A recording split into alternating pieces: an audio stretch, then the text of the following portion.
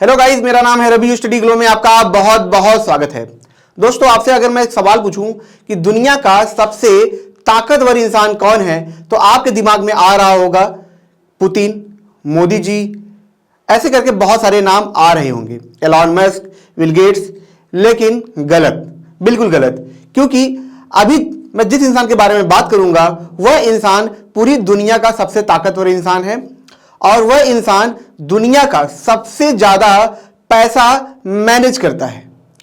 और वह इंसान, हम यह भी कह सकते हैं कि वर्ल्ड की जो इकोनॉमी है उसको भी मैनेज करता है। और वो जब चाहे वर्ल्ड की इकोनॉमी में हलचल ला सकता है, वो जब चाहे पूरी दुनिया को, इकोनॉमी को इधर से उधर कर सकता है। अब वह सिर्फ एक इंसान है जिसका नाम है लैरी फिंक। यहां पे दोस्तों आप इंसान का नाम देखेंगे, इस इंसान का चेहरा देखेंगे, लेकिन आप सोचेंगे कि ये तो काफी बुढ़ा हो चुका है, फिर अगर आज इस इंसान की चर्चा क्यों हो रही है? तो इस इंसान की चर्चा इसलिए हो रही है क्योंकि इसकी जो वजह है वो है मुकेश अंबानी के बेटे अनंत अंबानी की शादी। जी हां दोस्तों, इनकी शादी हो रही है और इसी शादी में दुनिया के जो बड़े बड़े दिग्गज हैं उनको बुलावा मिल रहा है।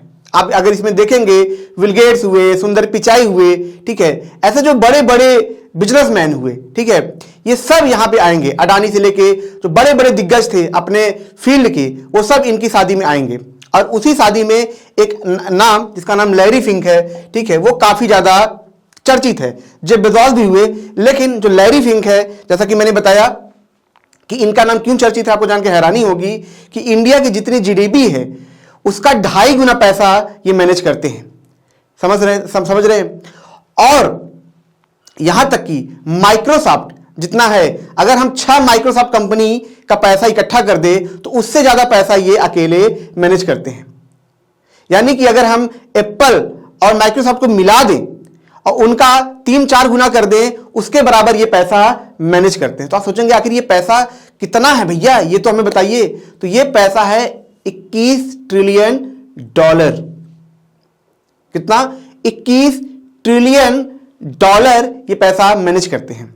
आपको लगता होगा कि जो एप्पल कंपनी है, जो गूगल कंपनी है, उसे स्टीव जॉब्स ने बनाया है, बिल गेट्स ने बनाया है, ठीक है, माइक्रोसॉफ्ट हुआ, ये सब हुआ, ठीक है, लैरी पेज ने गूगल को बनाया है। लेकिन बनाया उन्होंने भले ही हो, लेकिन आज अगर उस पर किसी का कब्जा है, दबदबा है, तो वो है लैरी फिंक। इनका वहां पे क्या है? दबदबा है, कब्जा है। और इसी वजह से दोस्तों ये जो नाम है इतना चर्चा में आ रहा है। तो आखिर ये करते क्या है? क्यों इनका नाम इतना चर्चा में? आखिर ये क्या करते हैं? तो मैं आपको बता दूं कि इनकी एक कंपनी है ब्लैक रॉक करके। वो कंपनी क्या करती है? वो कंपनी मैनेज करती है पैसा। किसका पैसा? पूरी दुनिया का पैसा। यहां तक कि यूनाइटेड स्टेट जो है उसका जो पेंशन फंड होता है, यहां तक गवर्नमेंट का जो पैसा है उसको भी मैनेज करते हैं लैरी फिंक। तो ब्लैक रॉक करती क्या है, कैसे मैनेज करती है? दोस्तों आपने एक चीज देखी होगी कि जैसे म्यूचुअल फंड हुआ, आप क्या करते हैं? वहां पे पैसा दे देते हैं। वो कंपनी क्या करती है? बहुत सारे लोगों का पैसा लेती है, उनको इकट्ठा करती है और उनको पार्ट बाई पार्ट क्या करती है? अलग अलग कंपनी में इन्वेस्ट करती है। फिर क्या होगा भाई? अलग अलग 100 कंपनी में इन्वेस्ट किया है, कुछ डूबेंगे तो कुछ ऊपर जाएंगे। जब ऊपर जो जाएंगे वो हमें 1000 गुना ज्यादा पैसा वापस देंगे। तो जो इन्वेस्टर है, जिसने, मान लीजिए मैंने अपना पैसा डाला है म्यूचुअल फंड में, तो मुझे क्या होगा? 1-2 साल बाद मेरा पैसा जो था वो 3 गुना 4 गुना बन के वापस आ जाएगा। अब मैं भी सोचूंगा वाह भैया वाह, इससे बड़ी बात क्या हो सकती है। म्यूचुअल फंड ऐसा क्यों करता है? म्यूचुअल फंड जैसी कंपनियां जो होती हैं, जो ब्लैक रॉक होती है, वो ऐसा इसलिए करती हैं क्योंकि हमें, आपको एक काम करना आता है। मान लीजिए हम कोई काम कर रहे हैं, मूवीज बनाते हैं, लेक्चर देते हैं, पढ़ाते हैं, छोटे मोटे बिजनेस करते हैं, लेकिन इन्वेस्टमेंट के बारे में हमें क्या है इतनी समझ नहीं है। अगर हम पैसा डालने जाएंगे तो हमारा पैसा बहुत ज्यादा चांस है वो डूब जाएगा। लेकिन जो एक्सपर्ट है, जो बहुत तगड़ा है, वो क्या करता है? वो बहुत तगड़ा है तो वो क्या करेगा? वो पैसा डाल के पैसा बना रहा है। तो मैं इसके पास गया, मैंने बोला यार तुम तो बड़ा पैसा कमाते हो, बहुत तगड़ा कमाते हो, काम करो, मेरा भी 1-2 लाख रुपया ले लो, डाल दो। और डालने के बाद क्या करो? जो रिटर्न आएगा, अगर 1 लाख डाला, 1 लाख एक्स्ट्रा बन गया, तो तुम 40,000 तुम रख लेना, 60,000 मैं रख लूंगा। तो सामने वाला सोच रहा है कि हाँ यार ये भी सही है, आखिर मैं अपने पैसे से कितना पैसा बनाऊंगा, तो एक काम करते हैं सबका पैसा लगाते हैं। तो 1000 लोग आ गए, 1000 लोगों ने 1-1 लाख दे दिया, तो वो कितना हो गया, वो करोड़ों में हो गया। अब वो करोड़ों में हो गया, वो लगा, अब करोड़ों पैसा वो लगा रहा है और आपको दे रहा है, लेकिन उस करोड़ों पैसे में से 10%, 5% भी मिल जाएगा तो उसके तो चांदी चांदी है, उसको बैठे बैठे पैसा मिल रहा है, उसका कुछ जा नहीं रहा है, उसका लॉस ना प्रॉफिट, वो ऑलमोस्ट पैसे बनाएगा ही बनाएगा। तो यहां पे जो ब्लैक रॉक कंपनी है, मैं आपको दिखा दूं, ये जो ब्लैक रॉक कंपनी है, ठीक है, आप देखेंगे इसका काम यही है। इसके पास क्या है, दुनिया के सबसे बेस्ट इन्वेस्टमेंट एम्प्लॉइज हैं, जिनके पास डाटा एनालिसिस सब कुछ होता है, जो बेस्ट से बेस्ट होते हैं। ये बेस्ट से बेस्ट लोगों को हायर करते हैं, उनको सैलरी तो देते ही देते हैं, उनको शेयर भी देते हैं, वो भी कमाते हैं और ये भी कमाते हैं। इनके लगभग 700 ऑफिस हैं इनके, ठीक है, 70 ऑफिस हैं इनकी पूरी दुनिया में, ठीक है, लगभग 30 कंट्री में। अब ये कितने देशों का पैसा मैनेज करते हैं, ये लगभग 100 से ज्यादा देशों का ये पैसा मैनेज करते हैं। इंडिया में, अगर पूरी दुनिया में अगर आप देखेंगे जितनी बड़ी बड़ी कंपनियां हैं, जितनी बड़ी बड़ी कंपनियां हैं, उन सब में इनका पैसा लगा है। वो सब अगर हम देखें तो यही कंट्रोल करती हैं, मेजर स्टेक्स इनके पास ही हैं, ठीक है। तो इस तरीके से जो ब्लैक रॉक है वो क्या करता है, काम करता है। जो लैरी फिंक है ये यहूदी है, ठीक है। अच्छा, मुझे समझ में नहीं आता, जो पारसी होते हैं और यहूदी होते हैं, इनमें कुछ अलग ही बात होती है। इंडिया में अगर आप देखेंगे जो पारसी होते हैं, जैसे जहांगीर भाभा, ठीक है, रतन टाटा, ऐसे जो लोग हैं ये कमाल का ही काम करते हैं। वैसे ही इजराइल के जो यहूदी है वो भी अपने आप में बहुत ही लेजेंडरी होते हैं। काम भी ऐसा नहीं, एकदम बड़ा, मतलब इंसान सोच भी ना सके, ऐसा इनका पूरा यहाँ पे काम होता है। तो लैरी फिंक के काम के बारे में हमने बताया, लेकिन लैरी फिंक बने कैसे, इसके बारे में आइए हम समझते हैं, ठीक है दोस्तों। तो यहाँ पे अगर आप देखेंगे तो लैरी फिंक है, ठीक है, यहाँ पे इनका जो जन्म हुआ था 2 नवंबर 1952 हुआ था, ठीक है। अब जो लैरी फिंक थे दोस्तों, मैं आपको बता दूं, इन्होंने क्या किया था, जो पढ़ाई की थी वो पॉलिटिक्स से की थी, ठीक है, पॉलिटिक्स से इन्होंने पढ़ाई किया था। लेकिन फिर ये क्या, इनको समझ में आया कि जो पावर है, ठीक है, जो पावर है वो कहां पे है, पैसे में है, ठीक है। तो ये पैसे की तरफ झुके और इन्वेस्टमेंट की तरफ ये झुके और इन्होंने क्या किया, एक बैंक ज्वाइन कर लिया। यहां पे आप देखेंगे 1976 में, ठीक है, न्यूयॉर्क में ये बैंक था, इन्वेस्टमेंट बैंक था, जिसका नाम था फर्स्ट बॉस्टन करके, ठीक है। ये यहां पे जुड़ गए और एज ए ट्रेडर काम करने लगे। और कुछ सालों में ही दोस्तों इन्होंने क्या किया कि जो कंपनी का पैसा था, इन्होंने क्या किया, उस पैसे का यूज किया, एसेट का यूज किया, इन्वेस्टमेंट किया और उस कंपनी को लगभग $1 बिलियन तक कमा के दिया। अब इनका नाम हो गया, काफी नाम हुआ, अरे भाई लैरी फिंक तो बहुत ग्रेट आदमी है, बहुत महान इंसान है। लेकिन फिर इनको क्या लगा कि मुझे सब कुछ आता है, मुझे सब कुछ समझ में आता है, मुझे सब पता है। तो इन्होंने क्या किया, गलती कर दी, बड़ा रिस्क लिया, इन्वेस्टमेंट किया और वहां पे लगभग $800 मिलियन का इन्होंने घाटा कर दिया। फिर इनके ऊपर गाली पड़ने लगी, अरे यार तो बेवकूफ आदमी है, तो बहुत बड़ा पागल है, पैसा डुबा दिया। तो जब अच्छा हुआ तो मतलब कोई प्रॉब्लम नहीं थी, लेकिन जब बुरा हुआ तो यहाँ पे प्रॉब्लम होने लगी। तो इन्होंने कहा कि साला मैंने पैसा कमा के दिया, मेरी ही वैल्यू नहीं है, मेरी इज्जत नहीं है, तो मैं क्या करूँ, इसको छोड़ दूंगा, ठीक है। फिर ये क्या हुआ दोस्तों, वहां से छोड़ के ये और कंपनी में जुड़े जिसका नाम है ब्लैक स्टोन ग्रुप।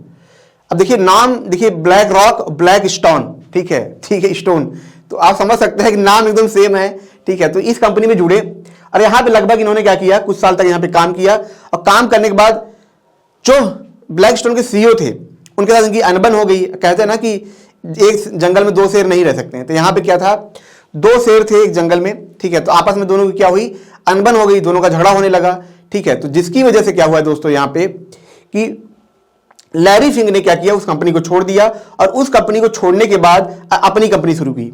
यहां पे मैं आपको चीज बता दूं, जो ब्लैक स्टोन ग्रुप है, ठीक है, इसमें प्रॉब्लम क्या है, प्रॉब्लम ये है दोस्तों कि ये लैरी फिंक से पहले ही शुरू हुई थी, ब्लैक रॉक से पहले शुरू हुई थी, लेकिन आज ये ब्लैक रॉक का 1/10 भी नहीं है। यानी कि जो ब्लैक रॉक है इससे 10 गुना ज्यादा पैसा मैनेज करता है, ठीक है। तो लैरी फिंक ने क्या बनाया, ब्लैक रॉक बनाया। अच्छा, इनकी स्ट्रेटेजी क्या थी, इनकी स्ट्रेटेजी थी कि इन्होंने क्या किया, टेक पे बहुत ज्यादा इन्वेस्टमेंट की। आप देखेंगे गूगल जैसी कंपनी जब नई उभर रही थी तो इन्होंने उन सब कंपनियों में बहुत तेजी से इन्वेस्ट किया और इसी की वजह से आप देखेंगे ये इतना तेजी से ग्रो हो पाए। और साथ ही साथ ये क्या करते हैं, जैसे गवर्नमेंट का जो मैंने पैसा बताया, जैसे गवर्नमेंट क्या करती है, हम जॉब करते हैं तो हमारी सैलरी से हमें पेंशन मिलता है, उसके लिए पैसा वो काटती है ताकि जब हम रिटायर हो जाएं तो पैसा हमें मिले। अब वो पैसा जो कट रहा है वो मतलब लाखों करोड़ों डॉलर है वो, तो वो पैसा गवर्नमेंट क्या करेगी, उस टाइम तो उसका पड़ा हुआ है। तो गवर्नमेंट क्या करती है, वो पैसा कहती है बड़ी बड़ी फंड मैनेजमेंट है इनको देती है, कहती भैया इनको पैसे को यूज करो, इनको बढ़ाओ, थोड़ा डबल ट्रिपल करो, ठीक है, क्योंकि पैसा ऐसे पड़ा हुआ है। तो ये क्या करते हैं, जैसे यूनाइटेड स्टेट है, ऐसी कंपनियों मतलब ऐसे गवर्नमेंट से उनका पैसा लेते हैं और उनको यूज करके पैसे को बढ़ाते हैं। ठीक है, इसको गवर्नमेंट को भी फायदा होता है, तो ये मैनेज करते ही हैं। जो बड़े बड़े बिलियनियर्स हुए उनका पैसा ये मैनेज करते हैं, और इस तरीके से ये यहाँ पे जो ब्लैक रॉक है ये ग्रो होने लगा।